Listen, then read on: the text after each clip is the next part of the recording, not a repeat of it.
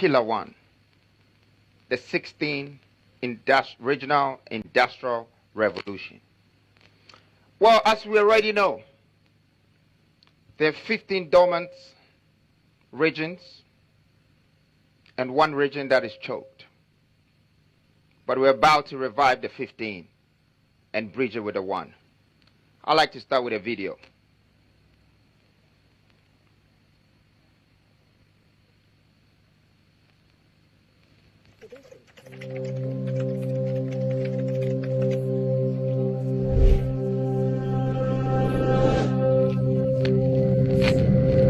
So we can play the first video, which is the 16th Industrial Revolution.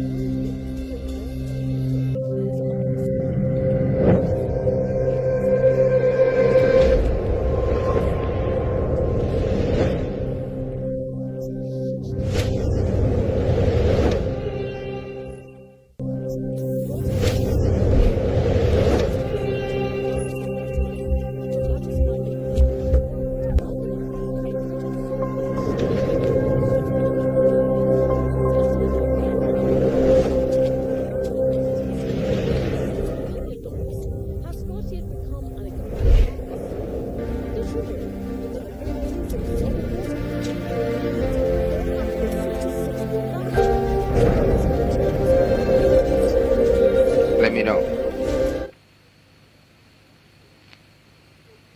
Okay.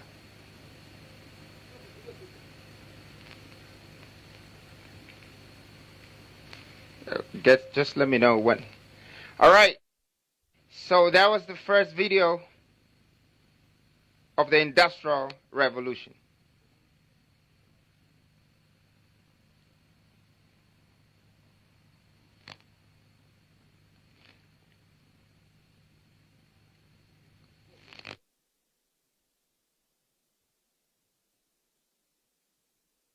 This has started the 16th Regional Industrial Revolution.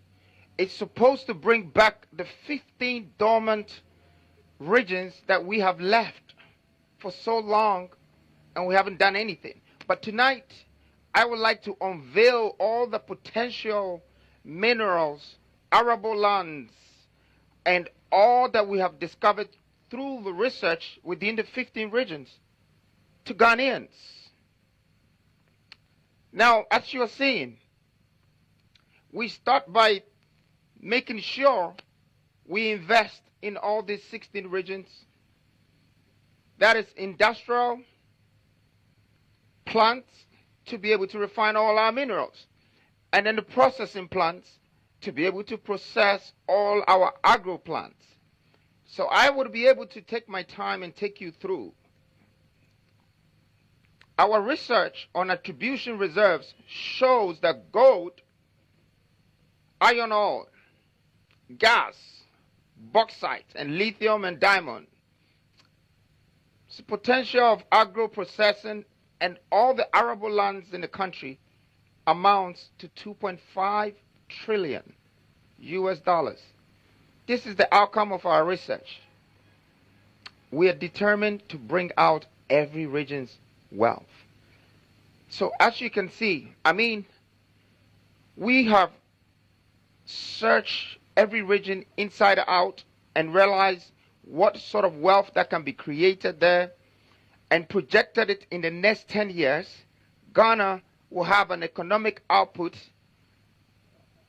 at 4.7 trillion with the 13 million hectares of arable lands and all these minerals.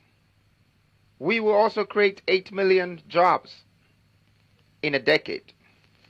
Now let me look at some of the places. I've already showed you Volta region. Maybe we should look at Ashanti region. Can we play the video for Ashanti region?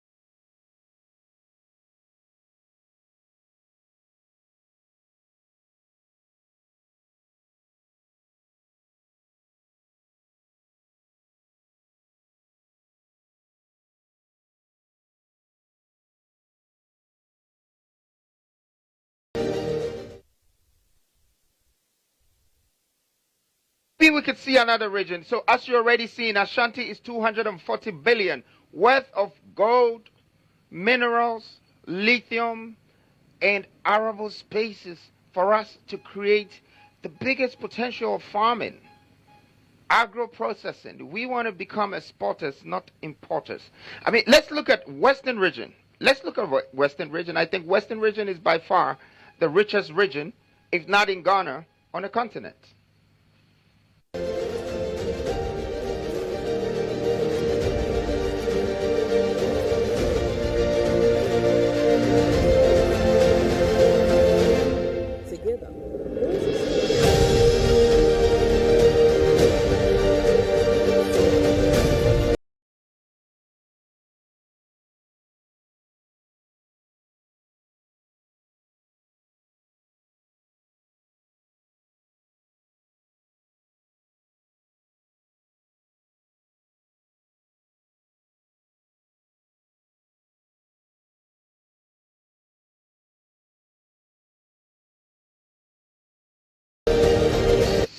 So you just saw Western region. It's one of my favorite regions. I believe that this region is going to become the Texas of Africa. This is where we are going to have the most industrial plants with the most minerals, the most agro products to be processed, and is right next to the coast.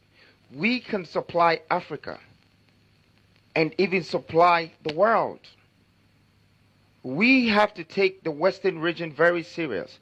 420 something billion, it's something for us to take very serious, because one is going to create all the jobs in the western side and even bring people from other parts of Ghana. We are going into wealth creation, and I want to do this with you, Ghana. As you can see, wealth creation comes with job creation, but we produce 200,000 barrels of oil per day in Ghana. We sell this, and then in fact, we let people extract it, go and refine it, then we go back to Europe and buy this same product premium and sell our fuel at 15 point something cedis per liter. All we have to do is build our refineries, and we will have competitive prices, and we will save the losses in the economy, the inflation in the economy, just because of industrialization. As we can see also, just our oil can also produce us all the petrochemicals. We don't need to import products. We need to export products. The more we import products, the more we drive our economy out of this country. The more we export products, the more we take in other people's economy into our country. And the more we would export, it means we have created jobs. You know, this is going to make Ghana become the powerhouse of Africa.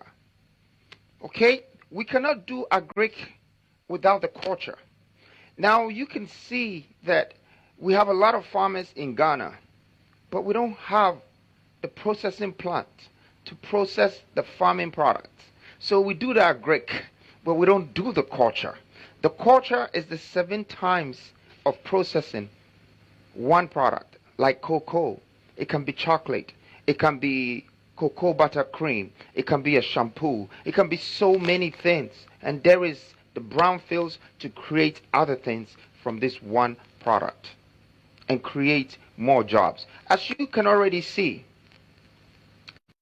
800,000 jobs per year within these 16 regions. That makes it at least 50,000 people getting a job in a region.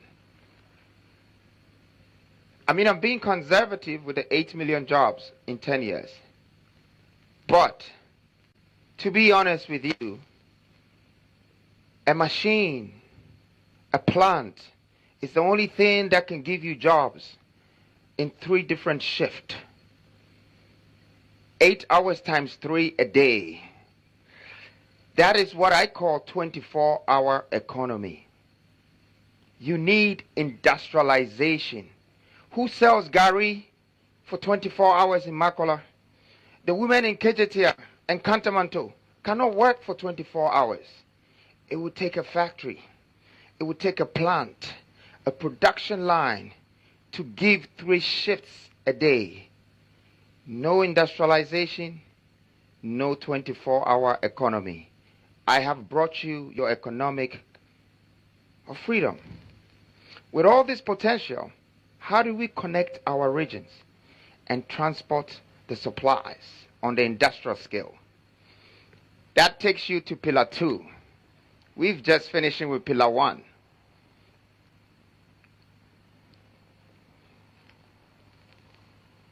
I can hear you.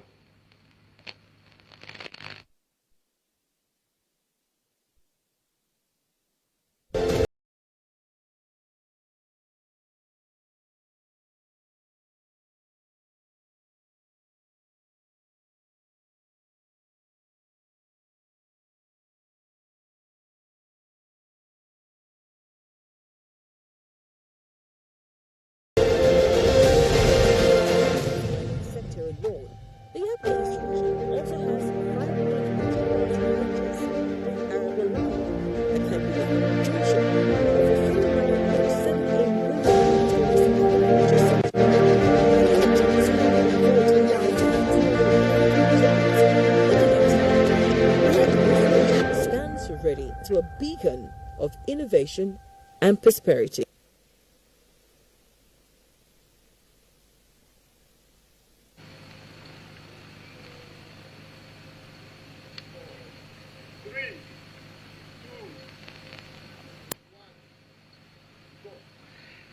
Well, we have just finished with Pillar 1, and I would like to introduce you to Pillar 2.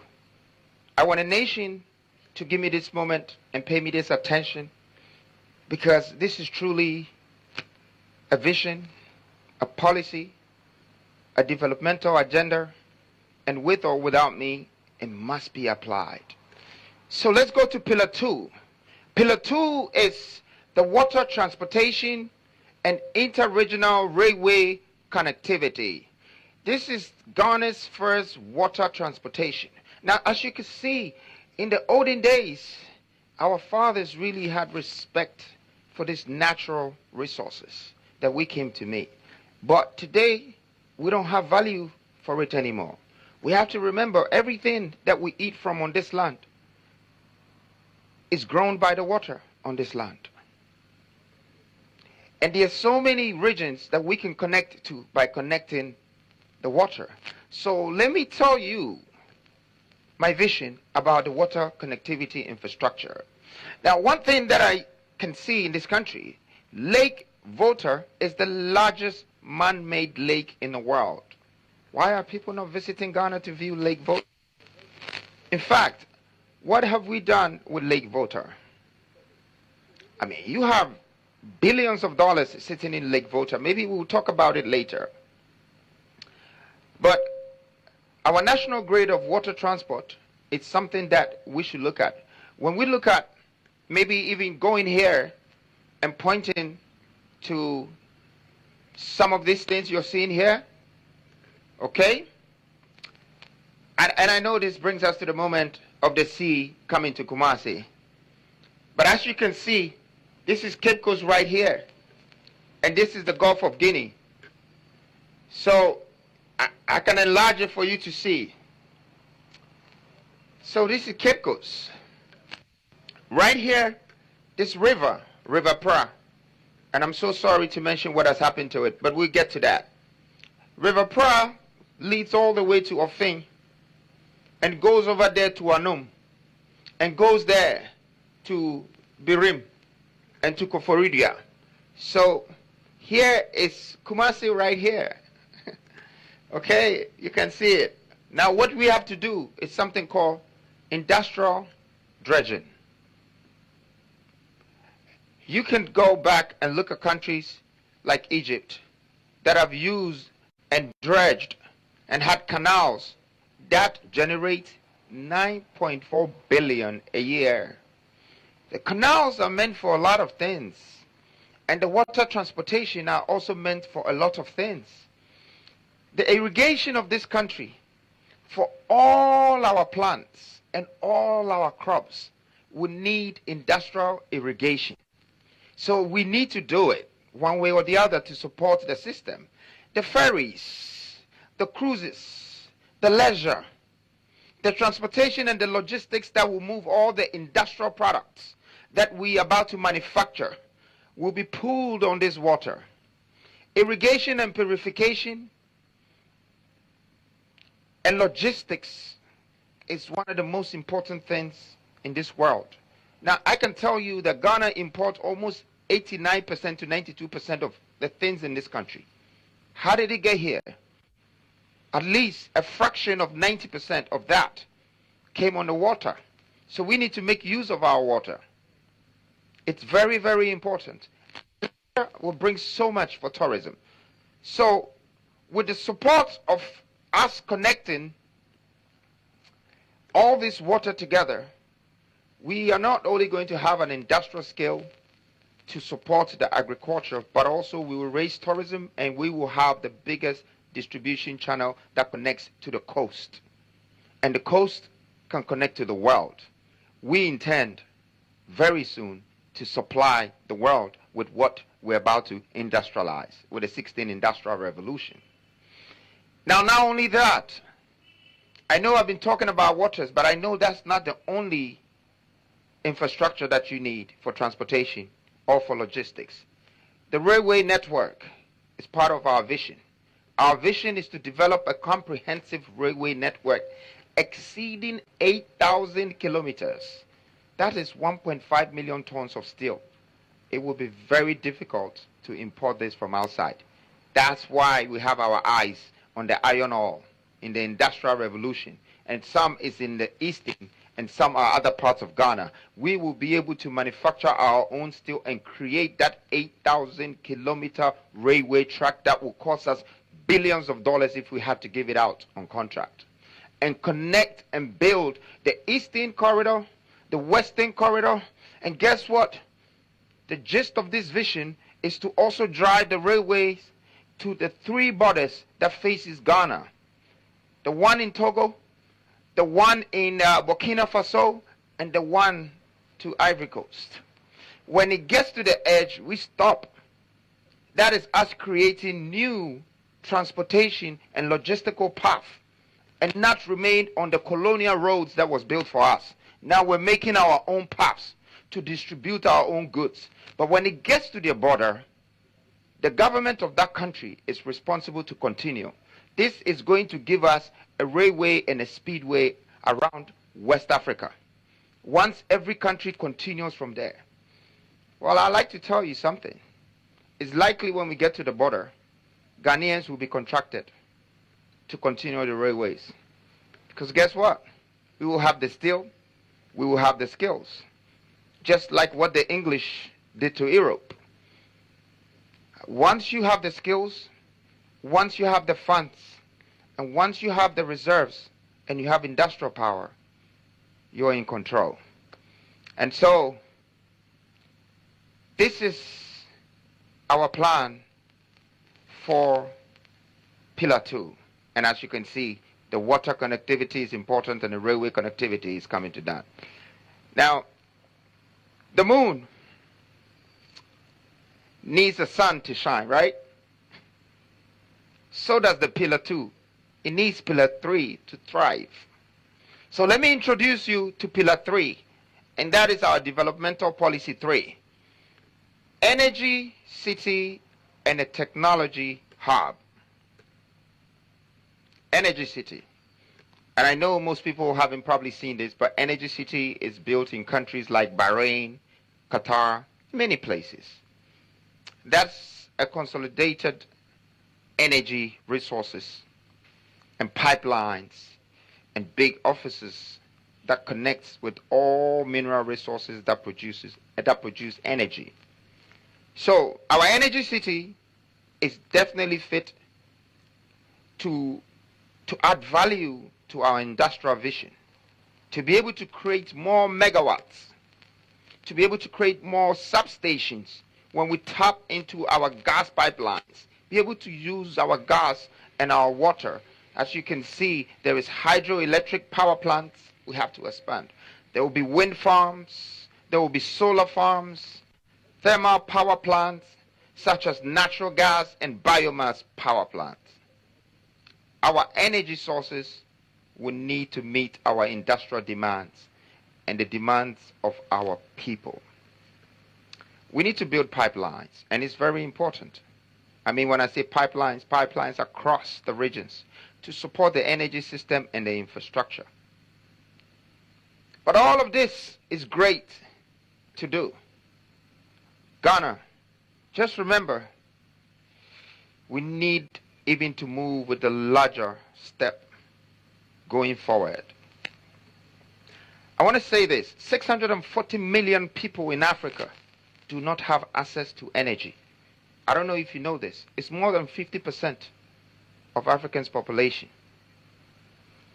Well, let me use this opportunity to introduce a subdivision idea behind this policy or this vision, and that is introducing the nuclear power plant in this country.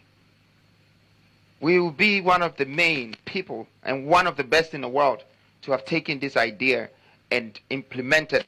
The nuclear energy is rare in the world, and more so in Africa. But we have a chance to establish international relationships. We also have the chance to now trade uranium with Niger and Namibia. That's connecting already to be able to build this. We will position ourselves as the heart of Africa. Nuclear power plants does not only reduce the cost per kilowatt, but it just makes electricity affordable, visible, accessible.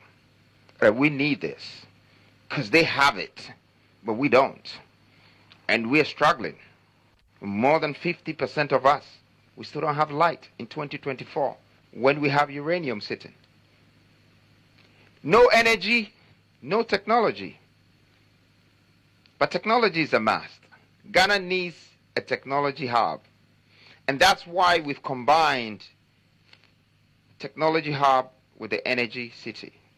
When I say technology hub, I don't know if the old school will really understand what I mean, but I will have to break it down.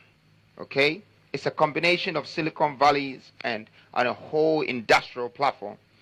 Okay? To build all technological gadgets that the world demands. Everybody today is holding an iPhone, or they have a laptop, or they have a tab.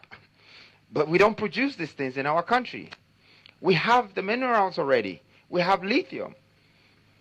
We have recycling plastic. Going into industrialization is going to give us the capacity to be able to build our own mobile phones and our own laptops, and we can produce our schools with laptops that will teach them what we want them to learn right from the beginning. We are in control of our destiny by producing it ourselves.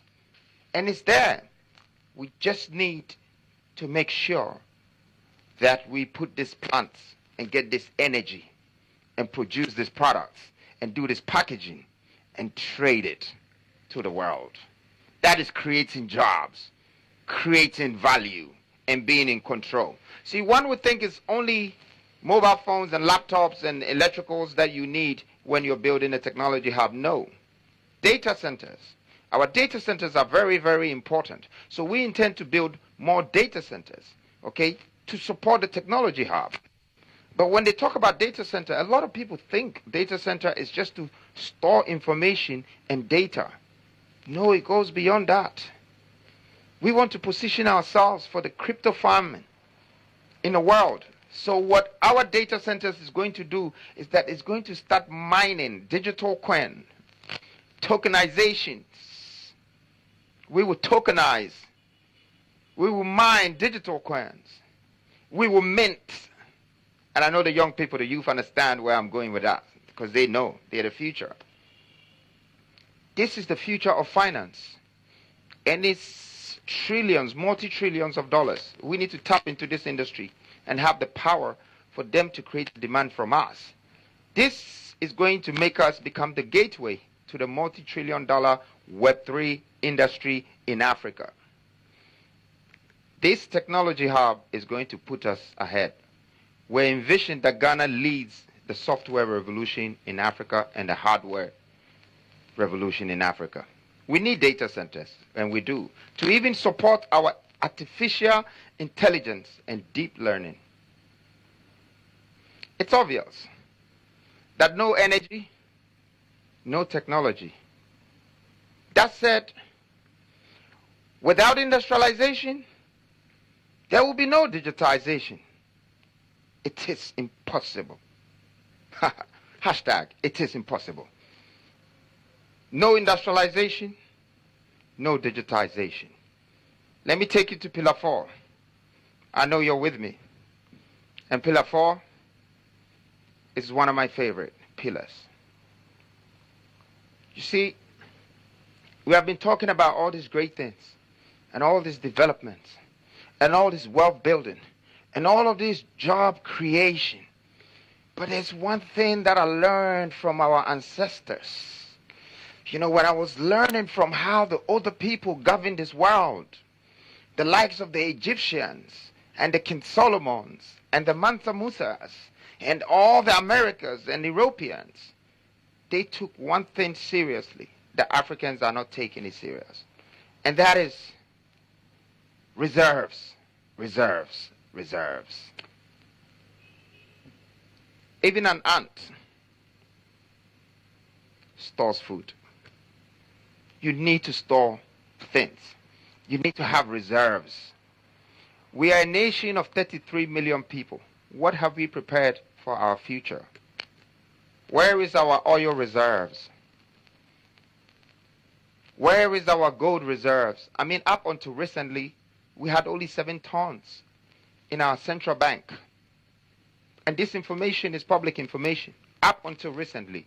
I don't know if it's really gotten to 14 now, because the last time they needed more tons just to borrow money. But that's all.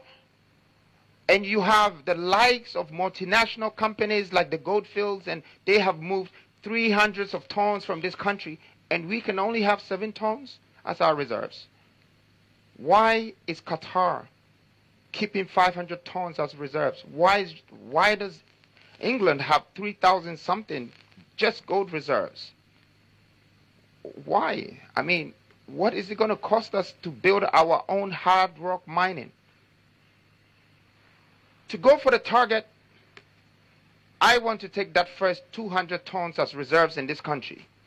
I will do whatever it takes, because I already have the gold on the ground. And we, as the new force, as the new generational leaders who are thinking with vision, we would make sure that we create that reserves for gold, and fund or money will not be a problem. But not only that do you need in reserves, not just gold or not just oil. Some of the biggest things in this world, you'll be surprised, is the food we eat every day. It's the basic necessity. And if you can have that, you have the opportunity and the power to feed the world. So we intend to build the biggest seedling bank and have food security for 100 years.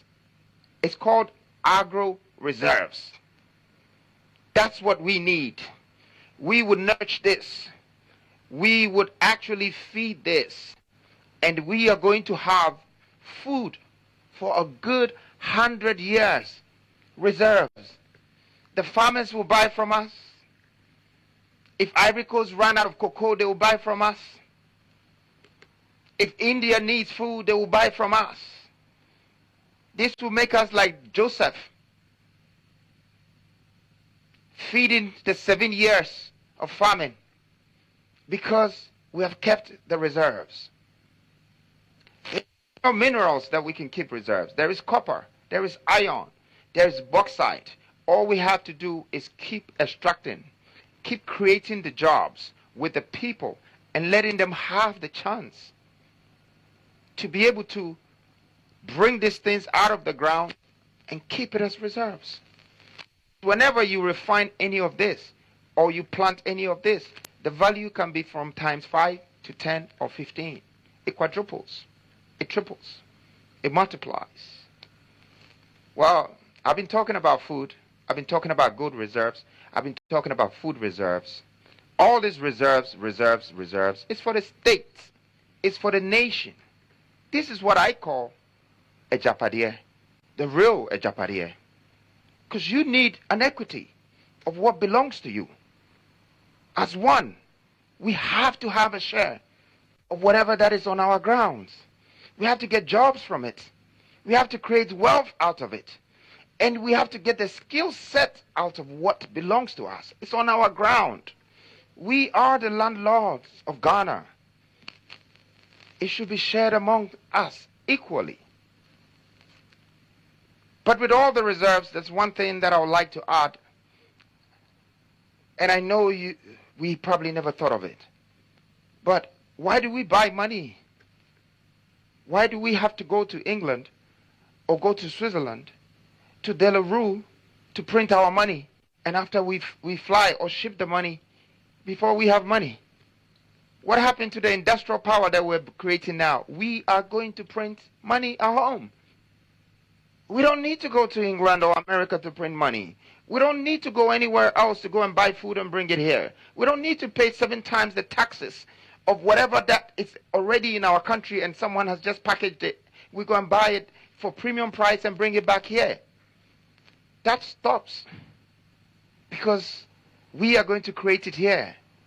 Now that we have more reserves, and have even cash reserves, what is next? Fellow Ghanaians, I like to say this. Pillar 5, it's from the bottom of my heart. And this, even when we are not here, this should take us through the centuries. This should not make you just remember me. This should make you know that when I'm not here, my absence will be felt. Because I have found a way to take you back to Susu, where you came from. How your ancestors, your older gods, your fathers survived in the 500 BCs. We are going to create the National Sovereign Wealth Fund. This is the new IMF. Well, at this very point, Ghana is going to help me launch the new IMF because verbally it said, but physically and mentally, we are about to implement it. This pillar is a new policy and it would disrupt, and dissolve. But eventually, it will rebuild our heritage value. In the past, our minerals have been extracted and exported for pennies. We're ending it. The National Sovereign Wealth Fund is the new IMF, independent and autonomous. It will collect every reserves, and it will keep it and it will protect it. Will nobody have to pretend you're not accountable or responsible for our own anymore, because now it's secured within the National Fund. And if anybody needs anything within the ministries or the government, let them go to the fund. And they will know this fund has more wealth than IMF or the World Bank can ever give them. And they will know it all came from these grounds. It's the reserves, your gold, your cocoa, your 100 years of seedling banks, your tax reserves. Feed the fund, 100 million barrels of oil, 100 years of seedling reserves. All of this is going to be in the Wealth Fund of Ghana. Now let me tell you the interesting thing about the tax reserves. To increase our reserves, we decided that we're going to minimize the corruption in the tax sector. Because you can see in the box, maybe there is, let me see if I have a tax reserve box here, something to explain it better. But you can see that we have almost 45% of royalties, of taxes, of many things that we collect. And yet, we don't see that value. What we are saying now is that we simply are going to take 30% of all gold extracted, all minerals extracted as income tax, no royalties, nothing. 30% of everything extracted from the multinationals, and it goes directly into our reserves. And that's where we quadruple the value. We multiply the value. So our taxes, one, is not going to go missing again. But two, it's going to be in the form of raw material. And three, our industrial platforms will quadruple that.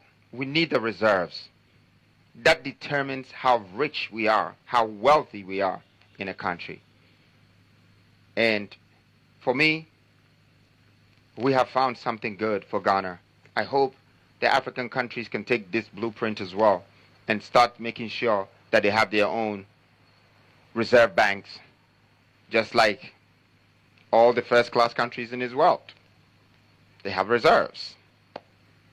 That being said, I'd like to take you to Pillar 6. I think this is my favorite. But I know I have a lot of favorites in these 12 pillars. These pillars are supposed to be the pillars that holds the structure of this country. We look at this country as a structure before we can protect the roof of this country, before we can protect the floors of this country, the grounds of this country, the foundation of this country.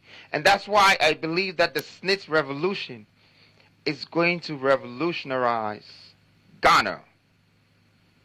Now let's go into this. The Smith Revolution is solving three major needs, but I also call it major problems of Ghanaians. And that's health, education, and accommodation. Currently, contributors of SNIT have to pay and wait up to 40 years to pension before they be qualified for their claims.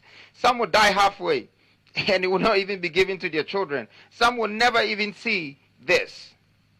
But we have changed it.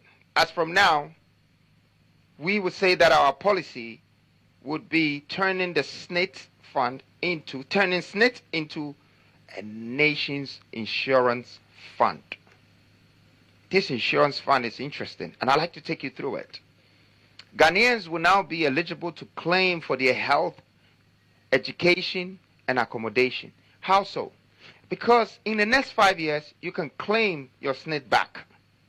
You can claim it in cash, or you can invest it in insurance. If you invest it in insurance, and then you have one of the major problems or the needs in Ghana, which is either I've lost my job and I don't have somewhere to stay, that your 5,000 or 10,000 savings in SNIT can become times 10 to get you home.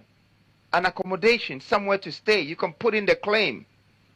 You can put in the claim when you have a major health issue, like how you go to hospitals and the people die first because maybe they don't have the cash first.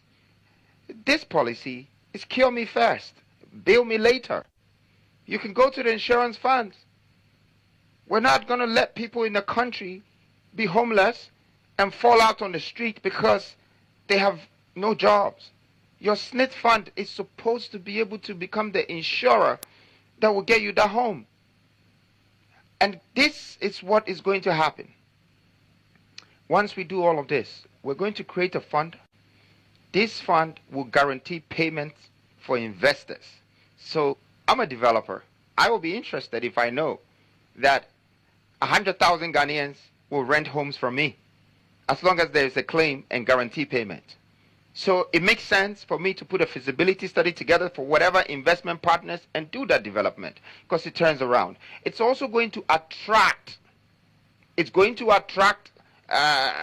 investors in the hospital area. It's going to attract even educational facilities.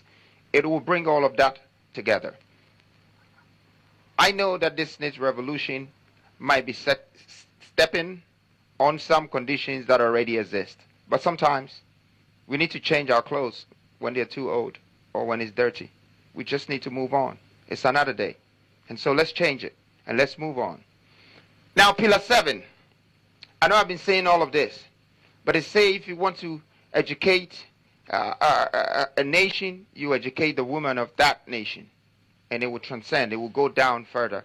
We believe that education in this country needs to be tweaked, changed, make it adaptable to our culture. And that's why Pillar 7 introduces to you industry education.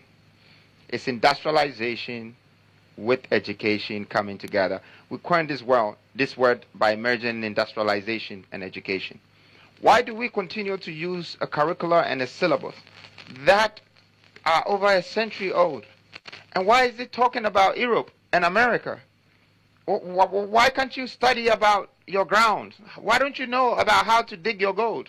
Why does it have to take somebody to come from outside to find where your gold is? Why do you have to give your cocoa to someone before he turns it to chocolate for you?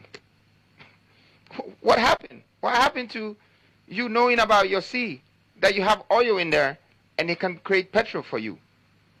We need to educate Ghanaian children about Ghanaian values, culture, minerals, the minerals and how it gets processed, and agriculture and the values that can come out of it, the power of supply and distribution.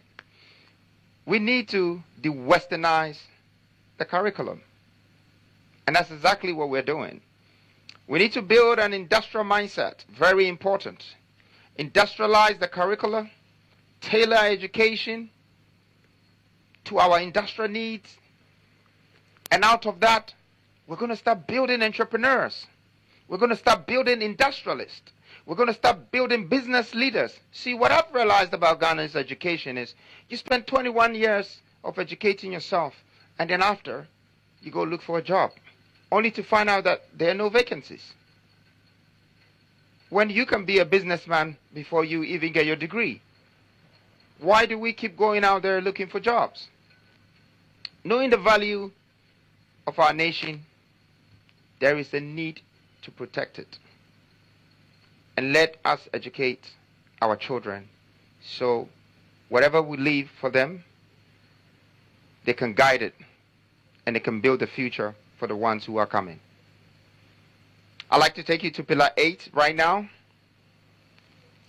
And Pillar 8 is environmental and human rights protection. Well, environmental might not sound so serious. Human rights, we don't really care about it, but it's very important. Maybe we should start from the environmental protection. Do you know that protecting this environment means you're protecting your reserves? Look at the reserves, I've spoken about it. Look at the trillions. Look at the amount of jobs that it can create. Look at the economy. Look at all of these things. So it's our reserves. And guess what? We are now protecting our reserves. That is our hidden treasures.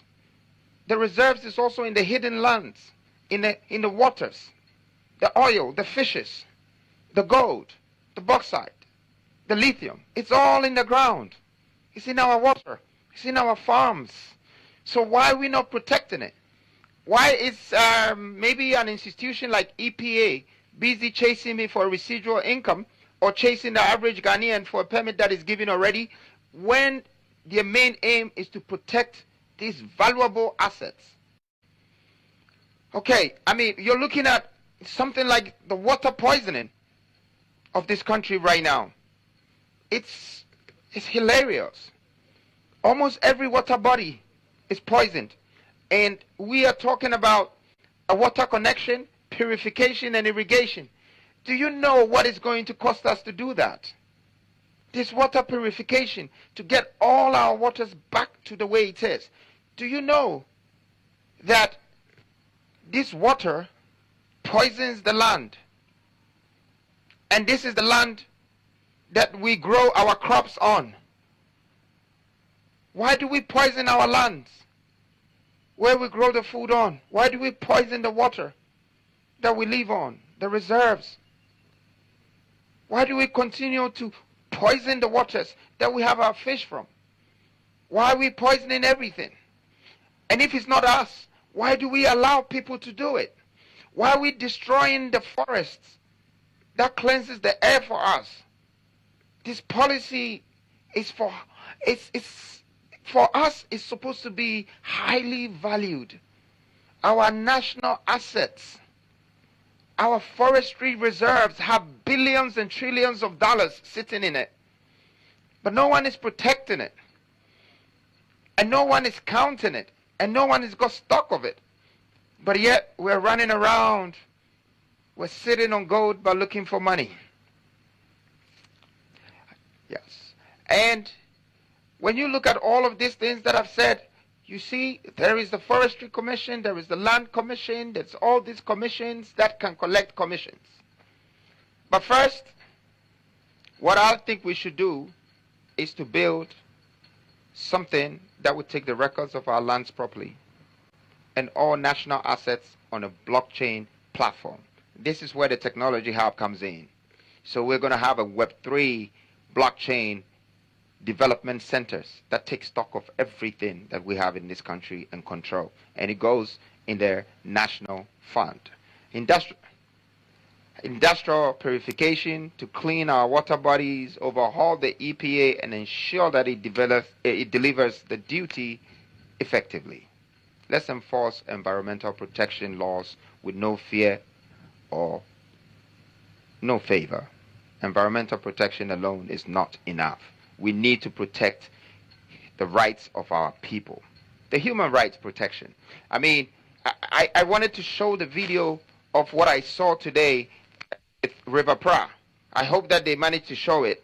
Yes. So we know that we're in a problem now. And let's go to the human rights protection. Okay? For me, democracy is only an illusion unless the people's voice can be heard. But why have we disenfranchised millions of young people for so long? Why? Why have we stifled their voices? Let's allow the young people to vote. Let's allow them to have a voice. Let's remember that we've lived more than half of our future, or we have already outlived our future, and let's prepare the grounds for the young people. Let their voice be heard.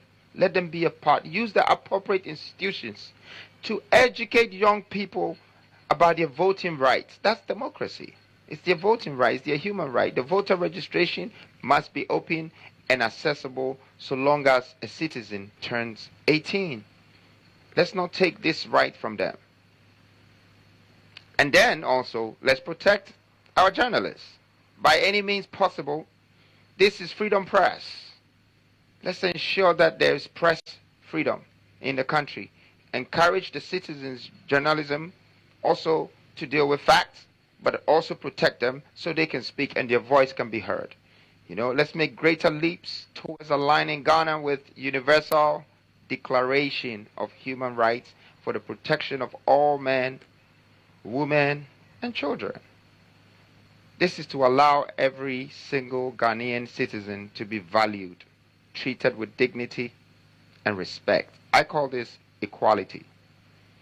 Give people fair trials by incentivizing pro bono lawyers for the underprivileged so their cases can be dealt with. We have had lawyers as precedents, but we live under a virtual dictatorship. The end is now. And thank you. This brings me to Pillar 8.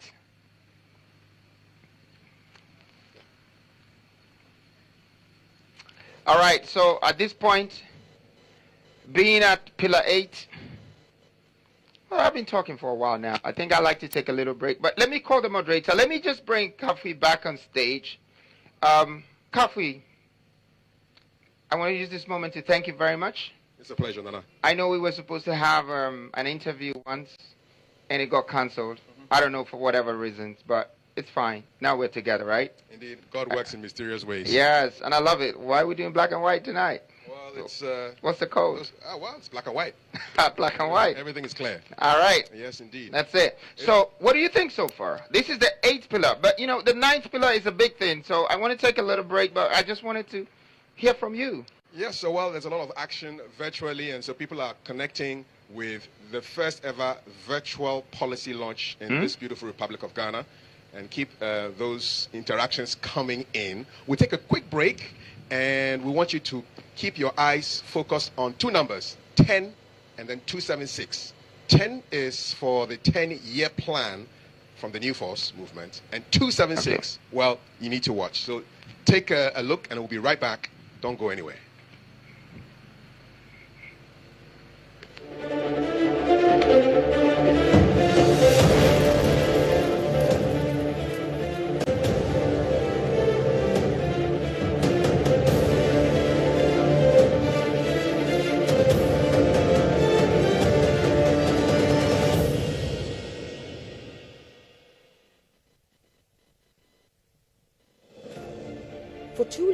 Ghanaians have been let down by empty promises and failed leadership, but now a new dawn is rising in our beloved country. A sweeping change led by the visionary Kwame Bediako, the leader of a new force movement, will embark on an unprecedented tour of all 276 constituencies across Ghana. He is bringing hope, economic freedom, and to put power back where it belongs. With you, be part of this historic revolution that will shape the destiny of our nation. Join the New Force movement now, and let's build a nation of our dreams.